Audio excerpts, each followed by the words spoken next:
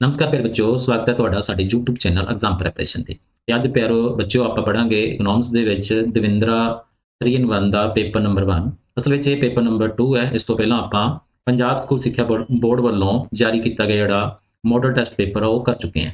ਹਾਂਜੀ, ਅੱਜ ਆਪਾਂ ਪੇਪਰ ਨੰਬਰ 1 ਦਵਿੰਦਰਾ ਗੈਸ ਪੇਪਰ ਦਾ ਪੜਾਂਗੇ।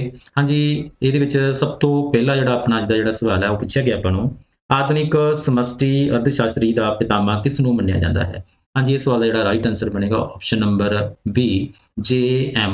केन्स। ठीक है जी, इनू आधुनिक समष्टि अर्थशास्त्र का पितामह कहा जाता है। हाँ जी, नैक्सट है जी अपने को सवाल नंबर 2।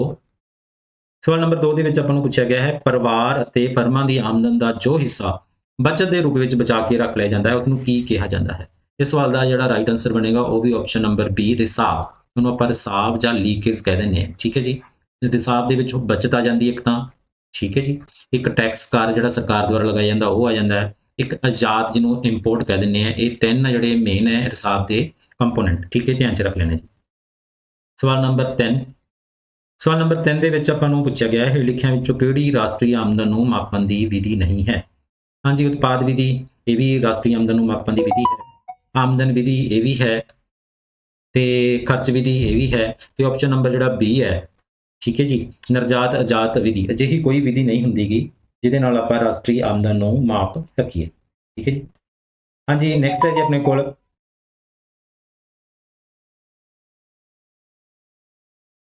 सवाल नंबर 4। सवाल नंबर 4 के आपको पूछा गया, सीमांत उपभोग प्रवृत्ति का अधिकतम मुल कितना हो सकता है। हाँ जी, गल हो रही है सीमांत उपभोग प्रवृत्ति जिन्होंने आप MPC कह दें, जिसका फार्मूला होंगे जी डेल्टा C बटा डेल्टा Y। तो यदि जे मैक्सीमम वैल्यू की गल कर लीए तो मैक्सीमम वैल्यू 1 होंगी है, तो मिनीमम वैल्यू की गल कर लीए घट्टो घट्ट मुल होंगे जी 0। ठीक है, ध्यान च रख लेना है। इस सवाल के आपको पूछा गया मैक्सीमम वैल्यू, तो इस सवाल का राइट आंसर बनना सी ऑप्शन नंबर बी। सवाल नंबर है जी अपने को 5। गुणक दोधारी तलवार है जो राष्ट्रीय आमदन में वाधा भी कर सकता है तो कमी भी कर सकता है। ट्रू फॉल्स दसना है, बिल्कुल राइट स्टेटमेंट है जी। ठीक है, टू एज दिस वर्ड होंगी है, जे निवेश वधेगा, ठीक है, डेल्टा आई जे वध रहा है तो इनकम भी वधेगी, जे निवेश घट रहा है तो इनकम भी घटेगी। ठीक है, जो ये निवेश वध रहा है इनकम भी वध रही है, इनू आप फॉरवर्ड एक्शन ऑफ मल्टीप्लायर कह दें। ठीक है, इनू आप फॉरवर्ड एक्शन ऑफ मल्टीप्लायर कह देंगे। ठीक है, जो निवेश घटता है आमदन कई गुना ज़्यादा घटेगी, इनू आप बैकवर्ड एक्शन ऑफ मल्टीप्लायर कहांगे। ठीक है, इनू गुणक की अनुकूल प्रक्रिया कहा जाता है, तो इसनू गुणक की प्रतिकूल प्रक्रिया कहा जाता है। हाँ जी, सवाल नंबर अपने को है जी 6। हाँ जी, ये आपको मौद्रिक नीति किस दी नीति है। असल में जी मोनीटरी पॉलिसी है वो RBI देश का जो सेंट्रल बैंक है, केंद्रीय बैंक है, वो द्वारा तैयार की जाती है। ठीक है, फिर सवाल का आंसर हो जाएगा central bank, option number B इस सवाल का भी राइट आंसर होगा। चलते हैं जी सवाल नंबर आप 7 ते। ठीक है जी, 7 नंबर सवाल के अपन पूछा गया, देश में केंद्रीय बैंक सरकार का बैंक होंदा है तो करंसी जारी करता है। ट्रू फॉल्स दसना है, ये भी बिल्कुल सही स्टेटमेंट है जी। ठीक है, जो केंद्रीय बैंक है वो सरकार का ही बैंक होंदा है, तो एक मात्र जोड़े राइट ये होंगे है नोट जारी करने। पर एक गल ध्यान रखनी है, 1 रुपये का जो नोट है, ठीक है जी, वो कौन जारी करता है, वो भारत सरकार द्वारा जारी किया जाता है, ये भी ध्यान रखना है। ठीक है, भारत सरकार जारी करती है ना, नॉट RBI। हाँ जी, नैक्सट है जी अपने को सवाल नंबर अपने को 8वां। 8 नंबर सवाल के जिस बाजार के विदेशी करंसी की मंग और पूर्ति होवे उसनू की कहते हाँ, उस बाजार को आप फॉरन एक्सचेंज मार्केट कहते हैं।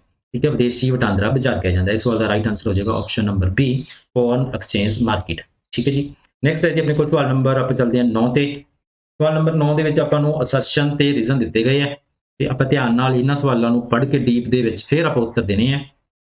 असर्शन दे विच कह रहा है वस्तां भौतिक ते अभौतिक हो सकदियां हन। बिल्कुल सही है जी, वस्तां भौतिक, ठीक है, भौतिक ते अभौतिक दो प्रकार दी होंदियां। भौतिक जिन्हों आप छू सकते हैं, तो अभौतिक इन्हों आप सेवावां भी कहने हैं। बिल्कुल सही है जी। नैक्सट रीजन क्या होया, आर्थिक वस्तां। जी, इत्थे आर्थिक शब्द आ गया, भौतिक हो सकदियां हन। जिहड़ियां आर्थिक वस्तां केवल भौतिक ही होंदियां। ठीक है, जो भी आर्थिक दे वस्तां तो पहला आर्थिक शब्द यूज हो जाए तो वो कलियां की होणगियां भौतिक, जिन्हों आप देख सकते हैं। तो आर्थिक सेवावां जे लिखिया होंदा फिर उत्तर होना सी अभौतिक। ठीक है जी, ये दोनों बिल्कुल ठीक है, तो कथन की व्याख्या भी बिल्कुल सही हो रही है, तो इस सवाल का राइट आंसर बन जाएगा ऑप्शन नंबर ए। नैक्सट है जी सवाल नंबर 10। ਸਵਾਲ ਨੰਬਰ 10 ਦੇ ਵਿੱਚ 1948 ਦੇ ਵਿੱਚ ਭਾਰਤ ਦੀ ਸਾਖਰਤਾ ਦਰ ਕਿੰਨੀ ਸੀ? 1948 ਦੇ ਵਿੱਚ ਸੀ 18%। ਇਸ ਸਵਾਲ ਦਾ ਰਾਈਟ ਆਪਸ਼ਨ ਜਿਹੜਾ ਬਣ ਜਾਏਗਾ ਵੀ। ਨੈਕਸਟ ਹੈ ਜੀ ਸਵਾਲ ਨੰਬਰ 11। 11 ਨੰਬਰ ਸਵਾਲ ਦੇ ਵਿੱਚ 3 ਸਾਲਾਂ ਯੋਜਨਾਵਾਂ ਦਾ ਸਮਾਂ ਦੱਸੋ। ਇਹਨੂੰ 3 ਸਾਲਾਂ ਯੋਜਨਾ ਇਹਨੂੰ ਆਪਾਂ ਹੌਲੀਡੇ ਪਲਾਨ ਵੀ ਕਹਿ ਦਿੰਦੇ ਆ। ਠੀਕ ਹੈ ਜੀ, ਹੌਲੀਡੇ ਪਲਾਨ। ਠੀਕ ਹੈ ਜੀ, ਇਹ ਕੀ ਹੋਇਆ ਸੀਗਾ? ਤੀਸਰੀ 5 ਸਾਲਾ ਯੋਜਨਾ ਤੋਂ ਬਾਅਦ ਜਿਹੜੀ ਚੌਥੀ 5 ਸਾਲਾ ਜਿਹੜੀ ਯੋਜਨਾ ਹੈ ਉਹ ਸਹੀ ਸਮੇਂ ਤੇ ਸ਼ੁਰੂ ਨਹੀਂ ਹੋ ਸਕੀ। ਉਹਦੇ ਕਾਰਨ ਕੀ ਸੀ? ਉਹਦਾ ਕਾਰਨ ਸੀ ਇੰਡੋ ਚਾਈਨਾ ਵਾਰ, ਇੰਡੋ ਪਾਕ ਵਾਰ। ਠੀਕ ਹੈ, ਭਾਰਤ ਤੇ ਪਾਕਿਸਤਾਨ ਦਾ ਯੁੱਧ ਹੋ ਗਿਆ ਤੇ ਇੰਡੀਆ ਤੇ ਚੀਨ ਦਾ 62 ਵਿੱਚ 1900 ਯੁੱਧ ਹੋ ਗਿਆ। ਇਹ 1962 ਚ ਹੋਇਆ ਸੀ, 1965 ਦੇ ਵਿੱਚ ਹੋਇਆ ਸੀ। ਤੇ ਇੱਕ ਸੋਕਾ ਪੈ ਗਿਆ, ਡਰੋਟ।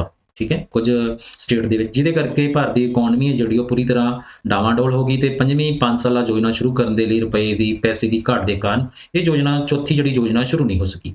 ਤਾਂ ਉਦੋਂ 1 ਸਾਲ ਦੀਆਂ ਜਿਹੜੀਆਂ ਯੋਜਨਾਵਾਂ ਚੱਲੀਆਂ ਸੀਗੀਆਂ ਇਹ 1966 67 1 ਸਾਲ ਦੀ ਯੋਜਨਾ, 67 68 ਅਗਲੇ ਸਾਲ ਦੀ ਯੋਜਨਾ, 68 ਤੇ 69 ਅਗਲੇ ਸਾਲ ਦੀ ਯੋਜਨਾ। ਇਹ ਇਸ ਤਰ੍ਹਾਂ ਹੌਲੀਡੇ ਪਲਾਨ ਦੇ ਵਿੱਚ 3 1 ਸਾਲਾਂ ਦੀਆਂ ਯੋਜਨਾਵਾਂ ਜਿਹੜੀਆਂ ਚੱਲੀਆਂ ਸੀਗੀਆਂ। ਹਰੀ ਕ੍ਰਾਂਤੀ ਜਿਹੜਾ ਸਮਾਂ ਹੈ ਉਹ ਵੀ ਹੌਲੀਡੇ ਪਲਾਨ ਦੇ ਵਿੱਚ 1966 67 ਦਾ ਸਮਾਂ ਹੈ। ਠੀਕ ਹੈ ਜੀ, ਧਿਆਨ ਰੱਖ ਲੈਣਾ। ਇਹ ਸਵਾਲ ਦਾ ਜਿਹੜਾ ਰਾਈਟ ਆਨਸਰ ਬਣੇਗਾ ਜੀ ਆਪਸ਼ਨ ਨੰਬਰ ਏ ਬਣੇਗਾ। ਹਾਂਜੀ, ਉਸ ਤੋਂ ਬਾਅਦ ਹੈ ਸਵਾਲ ਨੰਬਰ 12। ਸਵਾਲ ਨੰਬਰ 12 ਦੇ ਵਿੱਚ ਆਪਾਂ ਨੂੰ ਪੁੱਛਿਆ ਗਿਆ ਹੈ ਭਾਰਤੀ ਅਰਥ ਵਿਵਸਥਾ ਦੇ ਕਿਹੜੇ ਖੇਤਰ ਦੇ ਵਿੱਚ ਛੁਪੀ ਹੋਈ ਬੇਰੁਜ਼ਗਾਰੀ ਜਿਹਨੂੰ ਡਿਸਗਾਈਜ਼ਡ ਅਨਪਲਾਇਮੈਂਟ ਕਹਿੰਦੇ ਨੇ ਪਾਈ ਜਾਂਦੀ ਹੈ? ਉਹ ਹੈ ਜੀ ਖੇਤੀਬਾੜੀ ਖੇਤਰ, ਐਗਰੀਕਲਚਰ ਸੈਕਟਰ ਦੇ ਵਿੱਚ। ਠੀਕ ਹੈ, ਇਹਦਾ ਸਵਾਲ ਦਾ ਆਪਸ਼ਨ ਨੰਬਰ ਬੀ ਆਨਸਰ ਬਣੇਗਾ। ਹਾਂਜੀ, ਨੈਕਸਟ ਹੈ ਜੀ ਸਵਾਲ ਨੰਬਰ 13। ਸਵਾਲ ਨੰਬਰ 13 ਦੇ ਵਿੱਚ ਆਪਾਂ ਨੂੰ ਪੁੱਛਿਆ ਗਿਆ ਹੈ ਭਾਰਤੀ ਅਰਥ ਵਿਵਸਥਾ ਦੇ ਸਵਾਲ ਨੰਬਰ 13 ਦੇ ਵਿੱਚ ਪੁੱਛਿਆ ਗਿਆ ਆਜ਼ਾਦ ਭਾਰਤ ਦੀ ਪਹਿਲੀ ਉਦਯੋਗਿਕ ਨੀਤੀ ਸੀ 1948 ਦੀ। ਠੀਕ ਹੈ ਜੀ, 6 ਅਪ੍ਰੈਲ ਨੂੰ ਇਹ ਚੱਲੀ ਸੀ, 6 ਅਪ੍ਰੈਲ ਨੂੰ। ਠੀਕ ਹੈ, ਡਾਕਟਰ ਸ਼ਾਮਾ ਪ੍ਰਸਾਦ ਮੁਖਰਜੀ ਸੀ ਉਸ ਸਮੇਂ ਇੰਡਸਟਰੀਅਲ ਮਿਨਿਸਟਰ ਸੀ, ਉਦਯੋਗ ਮੰਤਰੀ ਸੀ। ਠੀਕ ਹੈ, 1948 ਦੇ ਵਿੱਚ ਪਹਿਲੀ ਸੀ। ਇਸ ਸਵਾਲ ਦਾ ਜਿਹੜਾ ਰਾਈਟ ਆਨਸਰ ਬਣ ਜਾਏਗਾ ਆਪਣੇ ਕੋਲ ਆਪਸ਼ਨ ਨੰਬਰ ਏ। ਹਾਂਜੀ, ਉਸ ਤੋਂ ਬਾਅਦ ਹੈ ਆਪਣੇ ਕੋਲ ਸਵਾਲ ਨੰਬਰ 14। 14 ਨੰਬਰ ਸਵਾਲ ਦੇ ਵਿੱਚ ਆਪਾਂ ਨੂੰ ਪੁੱਛਿਆ ਗਿਆ ਆਰਥਿਕ ਸੁਧਾਰਾਂ ਦੌਰਾਨ ਆਰਥਿਕ ਅਸਮਾਨਤਾਵਾਂ ਘਟੀਆਂ ਵਧੀਆਂ ਸਮਾਨ ਰਹੀਆਂ? ਅਸਲ ਦੇ ਵਿੱਚ ਇਹ ਵਧੀਆਂ ਸੀਗੀਆਂ। ਠੀਕ ਹੈ ਜੀ, ਧਿਆਨ ਰੱਖ ਲੈਣਾ ਹੈ ਵੀ ਜਦੋਂ ਇਕਨੋਮਿਕ ਰਿਫਾਰਮਸ ਜਿਹੜੇ ਹੋਏ 1991 ਦੇ ਵਿੱਚ ਤਾਂ ਆਰਥਿਕ ਅਸਮਾਨਤਾਵਾਂ ਅਮੀਰ ਗਰੀਬ ਦੇ ਵਿੱਚ ਅੰਤਰ ਘਟਣ ਦੀ ਬਜਾਏ ਇਹ ਵੱਧ ਗਿਆ ਸੀਗਾ, ਆਰਥਿਕ ਅਸਮਾਨਤਾਵਾਂ ਵੱਧ ਗਈਆਂ ਸੀਗੀਆਂ। ਹਾਂਜੀ, ਉਸ ਤੋਂ ਬਾਅਦ ਹੈ ਸਵਾਲ ਨੰਬਰ ਆਪਣੇ ਕੋਲ 15। 15 ਨੰਬਰ ਸਵਾਲ ਦੇ ਵਿੱਚ ਹੈ ਸਰੋਤ ਦੇ ਆਧਾਰ ਤੇ ਖੇਤੀਬਾੜੀ ਵਿੱਤ ਨੂੰ ਕਿਹੜੇ ਭਾਗਾਂ ਦੇ ਵਿੱਚ ਵੰਡਿਆ ਜਾਂਦਾ ਹੈ? ਹਾਂਜੀ, ਇਹ ਗੱਲ ਹੋ ਰਹੀ ਹੈ ਐਗਰੀਕਲਚਰ ਕ੍ਰੈਡਿਟ ਦੀ। ਤੇ ਸਰੋਤ ਦੇ ਆਧਾਰ ਤੇ ਦੋ ਤਰ੍ਹਾਂ ਦਾ ਹੁੰਦਾ ਹੈ, ਇੰਸਟੀਟਿਊਸ਼ਨਲ ਸੋਰਸ ਤੇ ਨਾਨ ਇੰਸਟੀਟਿਊਸ਼ਨਲ। ਠੀਕ ਹੈ, ਇਹਦੇ ਬਾਰੇ ਆਪਾਂ ਪਹਿਲਾਂ ਪੜ੍ਹ ਚੁੱਕੇ ਹਾਂ ਤੇ ਇਹਦਾ ਰਾਈਟ ਆਨਸਰ ਬਣ ਜਾਏਗਾ ਆਪਸ਼ਨ ਨੰਬਰ ਡੀ। ਏ ਅਤੇ ਸੀ ਦੋਨੋਂ ਠੀਕ ਹੈ। ਏ ਹੈ ਸੰਸਥਾਗਤ ਸਰੋਤ ਤੇ ਬੀ ਹੈ ਵਿਅਕਤੀਗਤ ਸਰੋਤ, ਜਿਹਨੂੰ ਆਪਾਂ ਗੈਰ ਸੰਸਥਾਗਤ ਸਰੋਤ ਵੀ ਕਹਿ ਸਕਦੇ ਹਾਂ। ਹਾਂਜੀ, ਉਸ ਤੋਂ ਬਾਅਦ ਹੈ ਜੀ ਆਪਣੇ ਕੋਲ ਆਪਸ਼ਨ ਸਵਾਲ ਨੰਬਰ 16। ਸਵਾਲ ਨੰਬਰ 16 ਦੇ ਵਿੱਚ ਆਪਾਂ ਨੂੰ ਪੁੱਛਿਆ ਗਿਆ ਹੈ ਇਹ ਲਿਖਿਆਂ ਵਿੱਚੋਂ ਕਿਹੜਾ ਮਾਨਵੀ ਪੂੰਜੀ ਨਿਰਮਾਣ ਦਾ ਨਿਰਧਾਰਕ ਹੈ? ਸਿੱਖਿਆ ਐਜੂਕੇਸ਼ਨ ਵੀ ਹੈ, ਹੈਲਥ ਫੈਸਿਲਿਟੀਜ਼ ਵੀ ਹੈਗੀਆਂ, ਇਮੀਗ੍ਰੇਟ ਵੀ ਹੈਗਾ, ਪ੍ਰਵਾਸ ਵੀ ਹੈਗਾ। ਇਸ ਸਵਾਲ ਦਾ ਰਾਈਟ ਆਨਸਰ ਬਣੇਗਾ ਜੀ ਅਪਰੋਕਸ ਸਾਰੇ ਆਪਸ਼ਨ ਨੰਬਰ ਡੀ। ਨੈਕਸਟ ਹੈ ਜੀ ਆਪਣੇ ਕੋਲ ਸਵਾਲ ਨੰਬਰ 17। ਸਵਾਲ ਨੰਬਰ 17 ਦੇ ਵਿੱਚ ਆਪਾਂ ਨੂੰ ਪੁੱਛਿਆ ਗਿਆ ਹੈ ਗਲੋਬਲ ਵਾਰਮਿੰਗ ਦਾ ਕਿਹੜਾ ਕਾਰਨ ਹੈ? ਹਾਂਜੀ, ਗਲੋਬਲ ਵਾਰਮਿੰਗ ਦਾ ਮਤਲਬ ਹੈ ਜਿਹੜੀ ਦਿਨੋਂ ਦਿਨ ਗਰਮੈਸ਼ ਵਿਸ਼ਵ ਦੇ ਵਿੱਚ ਵੱਧਦੀ ਜਾ ਰਹੀ ਹੈ, ਉਹਦਾ ਮੁੱਖ ਕਾਰਨ ਕੀ ਹੈ? ਉਹਦਾ ਮੁੱਖ ਕਾਰਨ ਹੈ ਵੱਧਦੀ ਹੋਈ ਜਨਸੰਖਿਆ, ਬਿਲਕੁਲ ਸਹੀ ਹੈ। ਜੰਗਲਾਂ ਦੀ ਕਟਾਈ, ਇਹ ਵੀ ਬਿਲਕੁਲ ਸਹੀ ਹੈ। ਉਦਯੋਗੀਕਰਨ, ਇਹ ਵੀ ਬਿਲਕੁਲ ਸਹੀ ਹੈ। ਇਸ ਸਵਾਲ ਦਾ ਆਨਸਰ ਬਣ ਜਾਏਗਾ ਉਪਰੋਕਤ ਸਾਰੇ। ਠੀਕ ਹੈ ਜੀ, ਇਹ ਡੀ ਹੈ ਜਿਹੜਾ ਸਵਾਲ ਦਾ ਰਾਈਟ ਆਨਸਰ ਬਣੇਗਾ। ਸਵਾਲ ਨੰਬਰ ਹੈ ਜੀ ਆਪਣੇ ਕੋਲ ਨੈਕਸਟ 18ਵਾਂ। 18 ਨੰਬਰ ਸਵਾਲ ਦੇ ਵਿੱਚ ਆਪਾਂ ਕਰਨੀ ਹੈ ਮੈਚਿੰਗ। ਸਭ ਤੋਂ ਪਹਿਲਾਂ ਆਪਾਂ ਨੂੰ ਦੇਤਾ ਗੌਣ ਖੇਤਰ। ਠੀਕ ਹੈ, ਗੌਣ ਖੇਤਰ ਜਿਹੜਾ ਹੈਗਾ ਇਹਦੀ ਆਪਾਂ ਮੈਚਿੰਗ ਕਰਾਂਗੇ ਉਦਯੋਗ ਨਾਲ। ਠੀਕ ਹੈ ਜੀ, ਇਹਨੂੰ ਉਦਯੋਗਿਕ ਖੇਤਰ ਵੀ ਕਹਿ ਦਿੰਦੇ ਹਾਂ, ਮੈਨੂਫੈਕਚਰਿੰਗ ਸੈਕਟਰ ਵੀ ਕਹਿ ਦਿੰਦੇ ਹਾਂ। ਦੂਸਰਾ ਹੈ ਮੁੱਢਲਾ ਖੇਤਰ ਜਿਹਨੂੰ ਆਪਾਂ ਪ੍ਰਾਇਮਰੀ ਸੈਕਟਰ ਕਹਿੰਦੇ ਹਾਂ। ਠੀਕ ਹੈ ਜੀ, ਇਹ ਖੇਤੀਬਾੜੀ, ਇਹ ਕੁਦਰਤੀ ਜਿਹੜਾ ਉਹਦੇ ਨਾਲ ਸੰਬੰਧਿਤ ਹੈ। ਖਾਣਾ, ਖੇਤੀਬਾੜੀ, ਇਹਦੇ ਵਿੱਚ ਮਾਈਨਿੰਗ ਵੀ ਇਸੇ 'ਚ ਆਏਗੀ। ਠੀਕ ਹੈ, ਫੋਰੈਸਟ ਵੀ ਇਹਦੇ ਵਿੱਚ ਆਉਣਗੇ, ਧਿਆਨ ਰੱਖ ਲੈਣਾ। ਅਗਲਾ ਹੈ ਜੀ ਵਿਦੇਸ਼ੀ ਖੇਤਰ। ਹਾਂਜੀ, ਵਿਦੇਸ਼ੀ ਖੇਤਰ ਨੂੰ ਆਪਾਂ ਜੋੜਾਂਗੇ ਨਿਰਯਾਤ ਦੇ ਨਾਲ, ਨਿਰਯਾਤ ਤੇ ਆਯਾਤ ਦੇ ਸੈਕਟਰ ਦੇ ਨਾਲ ਆਪਾਂ ਕਰਦੇ ਹਾਂ। ਤੇ ਲਾਸਟ ਹੈ ਸੇਵਾਵਾਂ ਖੇਤਰ। ਠੀਕ ਹੈ ਜੀ, ਜਿਹਨੂੰ ਸੇਵਾ ਖੇਤਰ ਜਾਂ ਤੀਜਾ ਖੇਤਰ, ਟਰਸ਼ਰੀ ਖੇਤਰ ਵੀ ਕਿਹਾ ਜਾਂਦਾ ਹੈ। ਠੀਕ ਹੈ, ਇਹਦੇ ਵਿੱਚ ਟਰਾਂਸਪੋਰਟ, ਕਮਿਊਨੀਕੇਸ਼ਨ, ਬੈਂਕਿੰਗ, ਇੰਸ਼ੋਰੈਂਸ, ਇਹ ਸਾਰਾ ਕੁਝ ਆਏਗਾ। ਠੀਕ ਹੈ, ਆਵਾਜਾਈ, ਸੰਚਾਰ। ਠੀਕ ਹੈ, ਆਵਾਜਾਈ ਹੁੰਦੀ ਟਰਾਂਸਪੋਰਟ, ਸੰਚਾਰ ਹੁੰਦਾ ਕਮਿਊਨੀਕੇਸ਼ਨ, ਬੈਂਕਿੰਗ, ਇੰਸ਼ੋਰੈਂਸ, ਇਹ ਸਾਰੀਆਂ ਸੇਵਾਵਾਂ ਇਹਦੇ ਵਿੱਚ ਹੋਣਗੀਆਂ। ਇਸ ਤਰੀਕੇ ਨਾਲ ਇਹਨੂੰ ਮੈਚ ਕਰਨਾ ਹੈ। ਹਾਂਜੀ, ਤੁਸੀਂ ਦੇਖ ਲੈਣਾ ਕੀ ਉੱਤਰ ਬਣੇਗਾ ਇਹਦਾ। ਨੈਕਸਟ ਹੈ ਜੀ ਸਵਾਲ ਨੰਬਰ ਆਪਣੇ ਕੋਲ 19। ਸਵਾਲ ਨੰਬਰ 19 ਦੇ ਵਿੱਚ ਆਪਾਂ ਨੂੰ ਪੁੱਛਿਆ ਗਿਆ ਹੈ ਇਹ ਲਿਖਿਆਂ ਵਿੱਚੋਂ ਸਹਿ ਸੰਬੰਧ ਗੁਣਾਂਕ ਦਾ ਅਨੁਮਾਨ ਲਗਾਉਣ ਦੀ ਵਿਧੀ ਕਿਹੜੀ ਹੈ? ਅਸਲ ਦੇ ਵਿੱਚ ਕੋਰਿਲੇਸ਼ਨ ਫਾਈਂਡ ਆਊਟ ਕਰਨ ਦੇ ਦੋ ਮੈਥਡ ਹੈ, ਤਿੰਨ ਮੈਥਡ ਹੈ। ਠੀਕ ਹੈ। ਇੱਕ ਸਪੀਅਰਮੈਨ ਰੈਂਕ ਕੋਰਿਲੇਸ਼ਨ, ਕਾਰਲ ਪੀਅਰਸਨ ਤੇ ਥਰਡ ਵਨ ਹੈ ਆਪਣੇ ਕੋਲ ਗ੍ਰਾਫਿਕ ਮੈਥਡ, ਠੀਕ ਹੈ, ਜਿਹਦੇ ਵਿੱਚ ਆਪਾਂ ਡਾਟ ਲਗਾਉਂਦੇ ਹੁੰਦੇ ਆ। ਇਹ ਤਿੰਨ ਵਿਧੀਆਂ, ਤਾਂ ਇਹਦੇ ਵਿੱਚੋਂ ਦੋਨੋਂ ਦੇ ਦੋਨੋਂ ਵਿਧੀਆਂ ਸਹਿਸੰਬੰਧ ਗੁਣਾਂਕ ਦਾ ਅਨੁਮਾਨ ਲਗਾਉਣ ਦੀਆਂ ਵਿਧੀਆਂ ਹਨ। ਇਸ ਸਵਾਲ ਦਾ ਰਾਈਟ ਆਨਸਰ ਬਣ ਜਾਏਗਾ ਆਪਸ਼ਨ ਨੰਬਰ ਸੀ, ਜਿਹਦੇ ਵਿੱਚ ਸਪੀਅਰਮੈਨ ਰੈਂਕ ਕੋਰਿਲੇਸ਼ਨ ਤੇ ਕਾਰਲ ਪੀਅਰਸਨ ਦੋਨੋਂ ਹੋਣਗੇ।